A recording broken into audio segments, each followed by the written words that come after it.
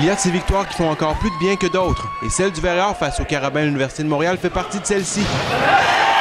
Devant une foule bruyante, les Sherbrookeois ont en effet renversé leurs éternels rivaux en 4-7 de 25-23, 25-18, 27-29 et 25-20 vendredi soir au pavillon Univestree.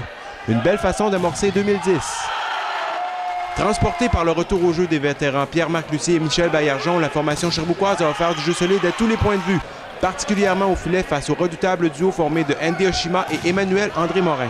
L'offensive montréalaise, presque exclusivement axée sur ces deux joueurs, n'a cependant pas réussi à solutionner l'énigme de la défensive Verrières. On a eu un bon tournoi à Toronto, ça nous a permis de se regrouper comme équipe, puis on a changé un petit peu notre approche.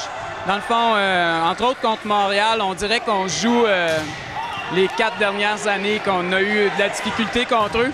Là, on s'est dit, regarde, on va faire de notre mieux. On va jouer au ballon, puis on va se faire du plaisir à faire ça.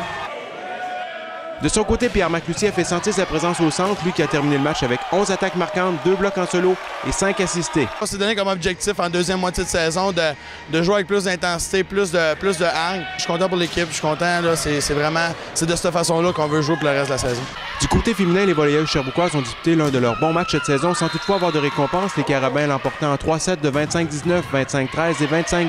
Privées de la grande Nadine Alphonse, les visiteuses ont beaucoup misé sur Marie-Pierre Métaux et Laetitia Chouala qui ont complété le match avec respectivement 13 et 10 attaques marquantes. Virginie Letendre avec 7 attaques marquantes et Sarah Cherlier avec 6 ont répliqué dans le camp sherbrookois. C'est très constructif ce qu'on a fait parce qu'on est arrivé, on a joué un bon volleyball avec beaucoup d'énergie et de la qualité dans le jeu.